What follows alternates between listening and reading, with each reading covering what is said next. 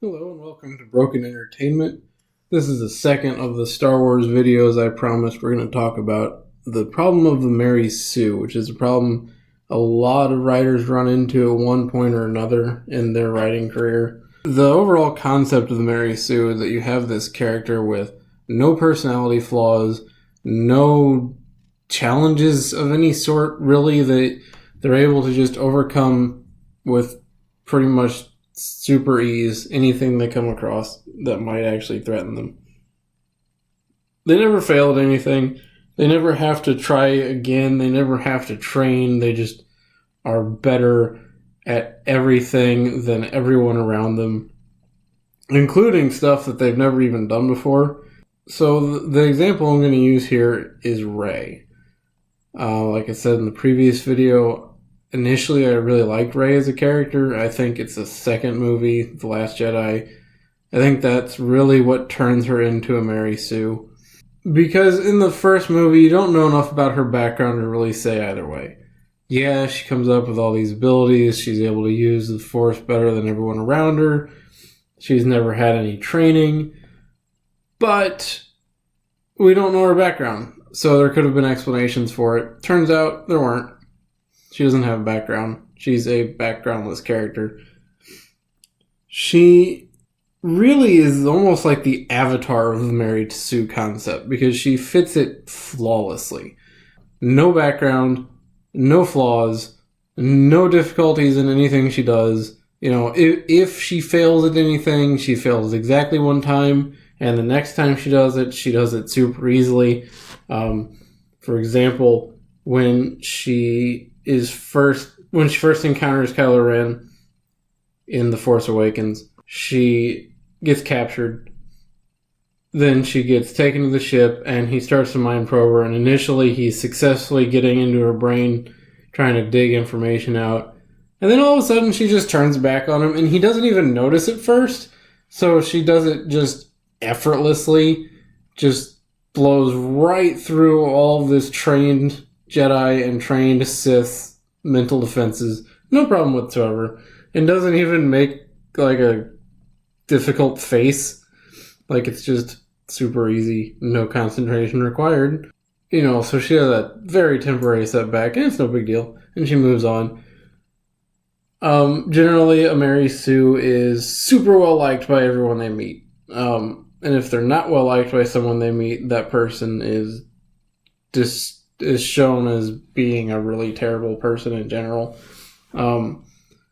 So again, to use The Force Awakens, because I have a little bit of a better memory of The Force Awakens than I do The Last Jedi, which I guess I've tried to brain bleach out of my mind. I don't know.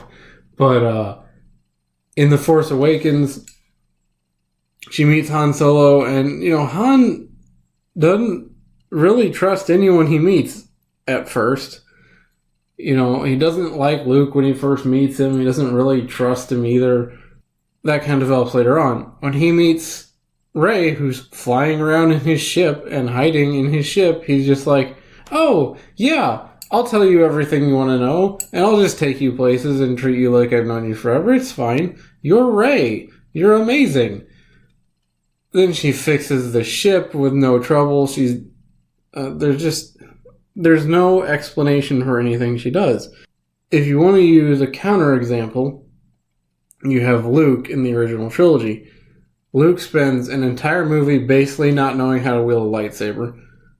He spends an entire movie kind of just learning the very, very basics of the Force. And even in The Empire Strikes Back, he's still learning just how to throw things, and, well, not throw things, how to lift things up, how to use the Force to do very rudimentary things, and we see that training montage on Dagobah that culminates with his visit to the cave.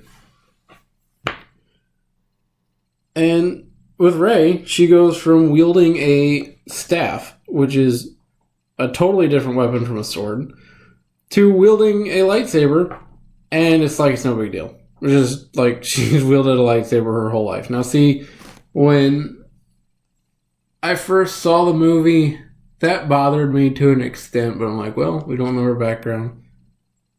Who knows? And then I thought they kind of missed too, where they should have had her with a saber staff, which we've never seen in the movies, or a saber pike. I forget what they're called, but it's basically would be her staff with a lightsaber on the end of it. That plays naturally into the skills that are already shown that she knows really well. So I thought that's what we were going to go with. Turns out we didn't.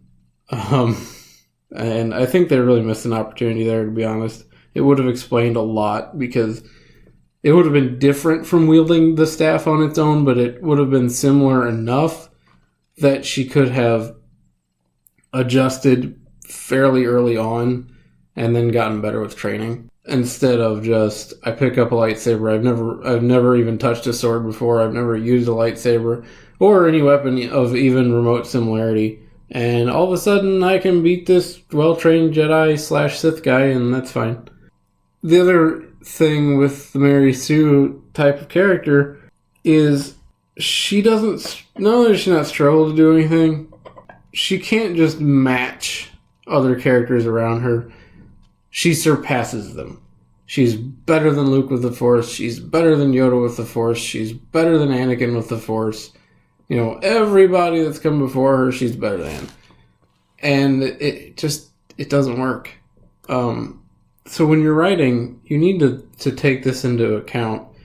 You know, and they're also usually really important to the story. They possess, you know, looking at TV trope here, possess unusual physical traits and are inherently overskilled or over-idealized. Rey is both. She's overskilled and over-idealized.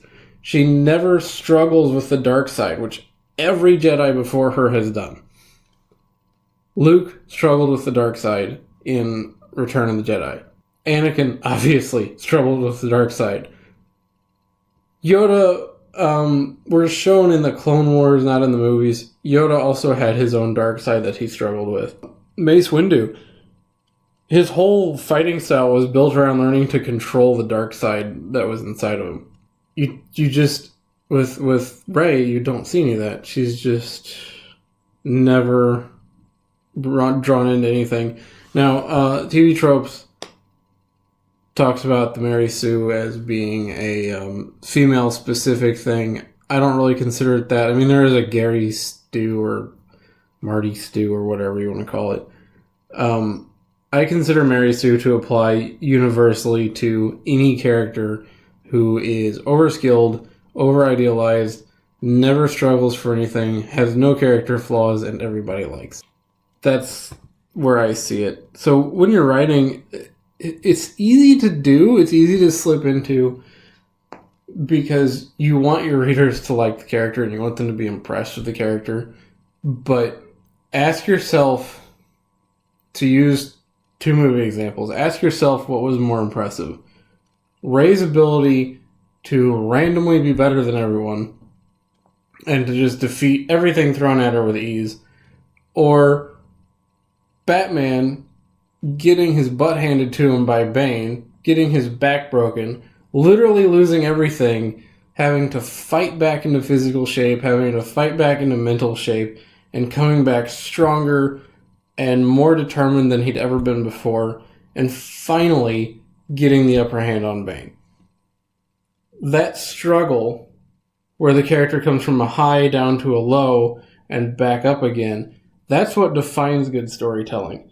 That's what impresses a reader with a character, because they see what the character has to go through and you can identify with that. Whether or not that character is exactly like you or you've ever gone through that specific struggle, every person's gone through troubles. Every person's had dark times, low times in their life. Everyone can identify with that. And you see in that arc, you see hope. Because you're like, okay, you know what? They came out of the other side. I can too. With Rey, it's like no one's ever had... Even people that are born to extreme privilege have never had a life where nothing bad ever happens to them. And where everybody likes them. And they're good at everything they do. People have different skill sets. Some people are good at math. Some people are good at painting. Some people are good at fixing computers, whatever it is. No one is good at everything. You know, you don't see Bill Gates writing a computer program to run 90% of the computers in the world and then going and winning the Super Bowl. You know, that just isn't in his wheelhouse, and that's okay. Your characters should not be perfect at everything they do. Keep that in mind as you write. I would suggest, in fact, if you're kind of struggling with a concept or you want to kind of remind yourself as you write and design your character, bring up TV tropes, go to the Mary Sue article. It's really worth your time to read, and it goes much more in depth than I have time for in this video. You know, it talks about specific examples, it talks about character traits, skill traits, you know, so on and so forth. So remember, when you're writing, when you're designing a character, give them flaws. Use those flaws in your writing. Make sure they come across. Build your character up only after they've had struggle, and it's hard not to do, not to just be like, oh, but my character is the best at everything. But it just doesn't work narratively for people. People won't connect with the character at all. So something to keep in mind. So I will see you in the next video. If you like the video, hit the like button, subscribe to the channel, and I will see you later.